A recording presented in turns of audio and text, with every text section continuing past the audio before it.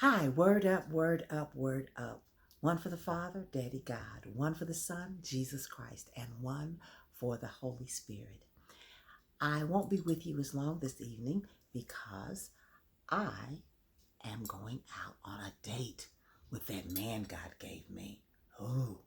So I wanted to come to you a little bit early this evening and basically share with you and celebrate with you before we get into the word, the life, the legacy of Chadwick Boseman, who played in Black Panther and many other films, but many of us know him from there.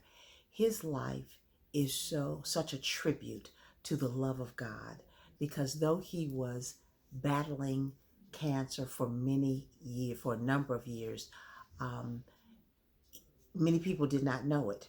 Um, and the only way you had a clue was when you saw his physical presence begin to diminish. Yet his spirit stayed strong and got even stronger as he walked this earthly walk. So if you have not had an opportunity to listen to his commencement speech, which gives you a clue that he knew very clearly about who his daddy was and what his calling was in the earth realm, if you haven't had a chance to look at that, please take the time to look at his commencement speech. It's on the Facebook page. This evening, we are going back to the two books that we have been in, and that has been specifically 2 Corinthians 5 and 7 and Proverbs 3 and 5. Walk by faith, not by sight, and lean not to your own understanding. We talked about that last week.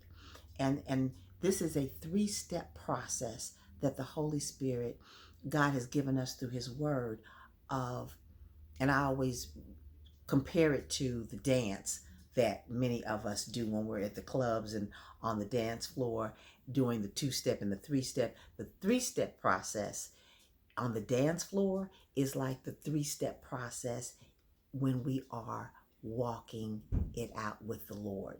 And that is one, the first step, know, be conscious all the time who you are and whose you are. We talked about that last week. Then the second step is making sure that in addition to knowing who you are and whose you are a disciple. You're disciplining your flesh. You're disciplining your tongue. Before you give somebody the side eye and before you tongue lets loose and you curse them out, you discipline your flesh. Discipline, disciple. You are being a disciple, a follower of your Creator. And so tonight, for a few more minutes, we are going to talk about walking it out with and while he works it out. Walk it out, walk it out, walk it out while he works it out. So last week we left off talking about those two steps, who you are and whose you are, and that you are a disciple. The third step that we didn't get to last week of the three-step process is the one very specific to abiding. That is probably the most challenging of the three-step.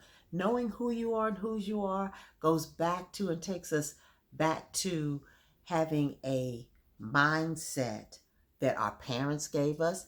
And once we begin to walk in relationship with the Holy Spirit, knowing that we belong to the Creator of the universe. So that step is, it's not an easy step, but it's easier than the second one and the third one. The second one, of course, being a disciple and following him.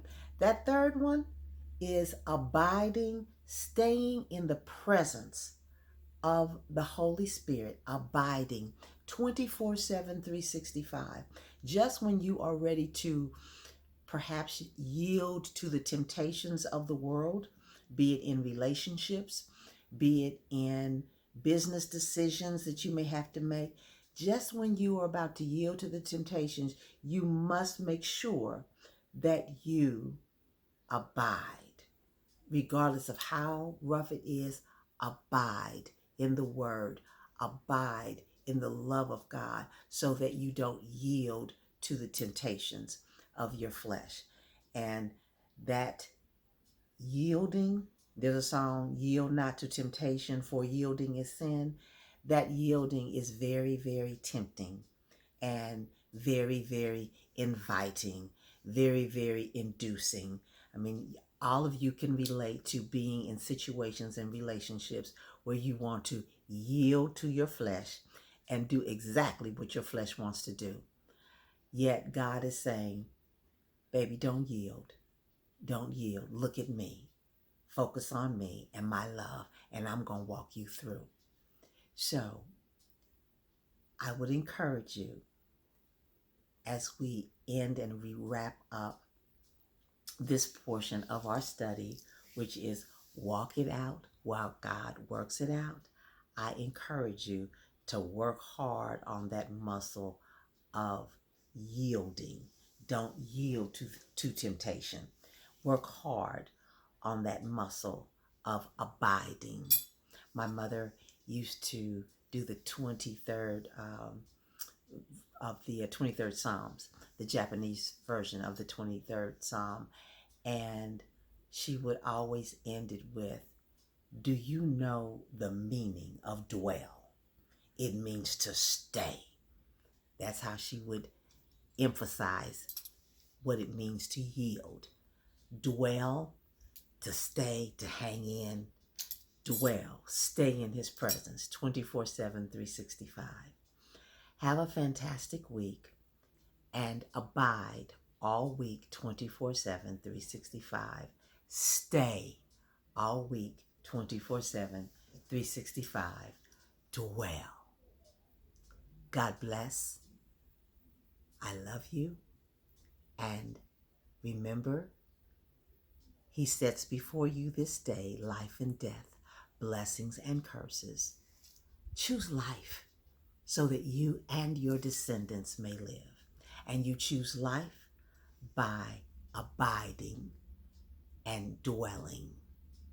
God bless.